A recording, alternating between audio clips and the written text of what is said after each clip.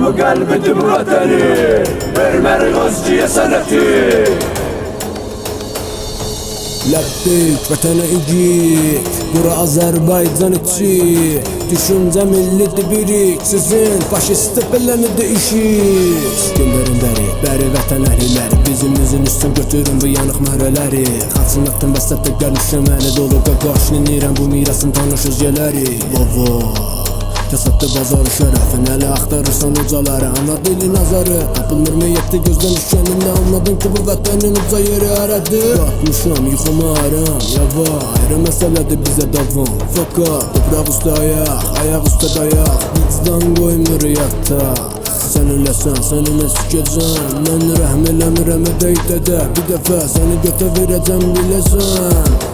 Babanın sözü bir kələm, sikərəm. Salıbsan əlimə çəm, düşübsən pısadan nəsən. Salıbsan əlimə çəm, səni geri gəzirəm. Qazam, gəzirəm basam. Mən harmalıyam, harmalıyam, dolğunumu dalmalıyım. Harmalıyam.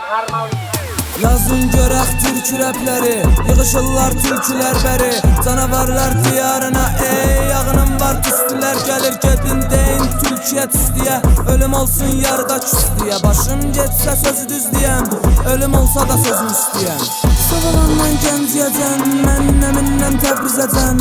Urmu göldən şəhriməcən, vətən diyamızı dərk eləsən. Sözüm budur ki səhv eləmə, hər gələn gedənə həd deməsən. Düzdür yoxdur sənətə həd, amma ana dilində tərk eləmə. Karakterim bozdur, vardı bizdən qorxu. Babalotdu, iddiazda foldu. Çapın atısı olsun, özgürüm şişsin ordu.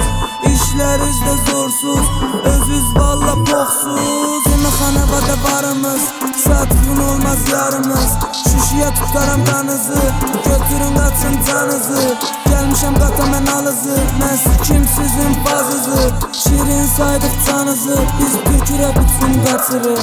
Canavaram, sizi mən yaralaram. Bu niyyəti fakalara, elə mən yanavaram.